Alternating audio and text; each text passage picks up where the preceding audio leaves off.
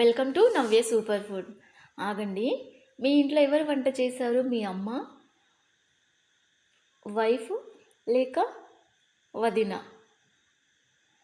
మామూలుగా అయితే వీళ్ళే చేస్తారు కదా. ఒకవేళ సిస్టర్స్ అంటే అక్క, చెల్లి ఎవరైనా చేసేవాళ్ళు ఉంటే కింద కామెంట్ చేయండి. ప్రాసెస్లోకి వెళ్ళిపోదాం. స్టవ్ పైన ఒక గిన్నె తీసుకొని తగినంత నూనె వేసి, నూనె వేడయ్యాక హోల్ గరం మసాలా వేసి 2 మీడియం సైజు ఆనియన్స్ వేసి, ఆనియన్స్ మంచి రంగు వచ్చేంత వరకు వేయించుకోవాలి. ఆనియన్స్ త్వరగా వేగాలంటే కొంచెం ఉప్పు వేయాలి.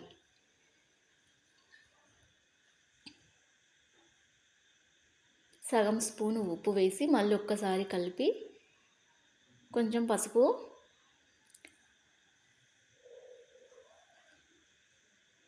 1 స్పూను అల్లం వెల్లుల్లి పేస్ట్ పచ్చివాసన పోయేంత వరకు వేయించుకోవాలి. ఇప్పుడు కడిగి పెట్టుకున్న చికెన్ కూడా వేసి చికెన్ మొత్తం ఒకసారి మంచిగా మిక్స్ చేసి చికెన్లో వాటర్ మొత్తము పోయేంత వరకు చికెన్ వేయించుకోవాలి.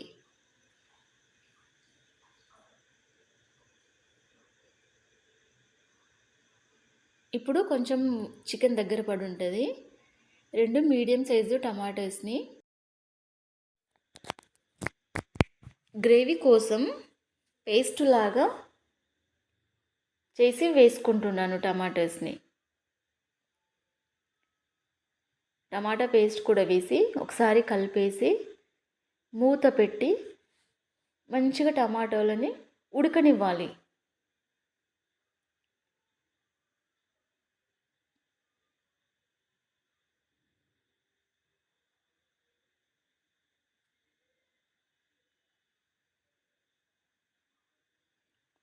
ఇప్పుడు ఉప్పు కారం మీ టేస్ట్కు సరిపడా తీసుకోండి. నేను 3 స్పూన్ల కారం తీసుకుంటున్నాను.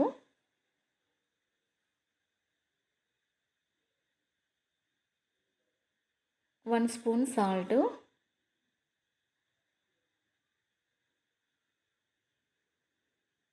3 స్పూన్ల కొబ్బరి గసగసాలు పౌడర్ చేసి పెట్టుకుంటాను, అది వేసాను. చిటికెడు గరం మసాలా,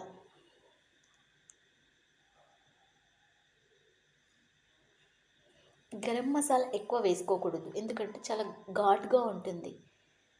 గరం మసాలా వేసాక ఒక్కసారి మిక్స్ చేసి ఉప్పు కారాలు మంచిగా చికెన్ ముక్కకు పట్టేలా కలిపేసి మూత పెట్టి ఒక 2 నిమిషాలు ఉడకనివ్వాలి. తర్వాత ఒక చిన్న టీ గ్లాస్ అన్ని వాటర్ తీసుకుని, ఎందుకంటే గసాలు వేసాను కాబట్టి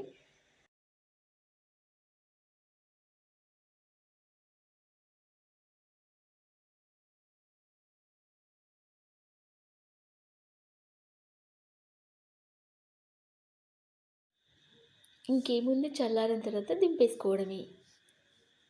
లాస్ట్లో కామెంట్ చేయడం మాత్రం మర్చిపోకండి. మళ్ళీ ఒక మంచి రెసిపీతో మళ్ళీ కలుస్తాను. అంతవరకు ఉంటానండి. బాయ్.